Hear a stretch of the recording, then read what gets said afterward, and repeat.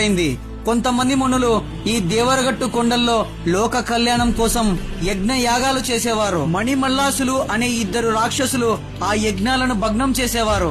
ఆ రాక్షసులతో విసిగిపోయిన మునీశ్వరులు శివపార్వతులను వేడుకున్నారు. ఆ మునీశ్వరుల బాధను అర్థం చేసుకున్న శివపార్వతులు మాల మల్లేశ్వర స్వామిగా ఈ భూమికి దిగి వచ్చారు. రాక్షసులతో యుద్ధం ప్రారంభమైంది.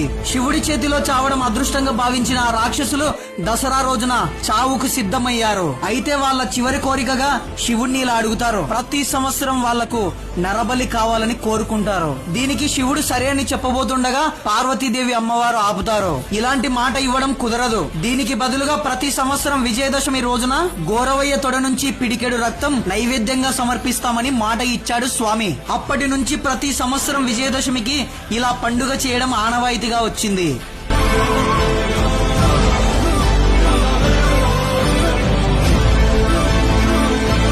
ఆ శివుడి చేతిలో రాక్షసులు చచ్చి రక్తంతో తడిసిన ఈ కొండలే ఈ దేవరగట్టు ఉత్సవానికి సాక్ష్యం. ఇది సాధారణ కొట్లాట కాదు, ఇది రాక్షసులపై శివుడి యుద్ధానికి ప్రతీక.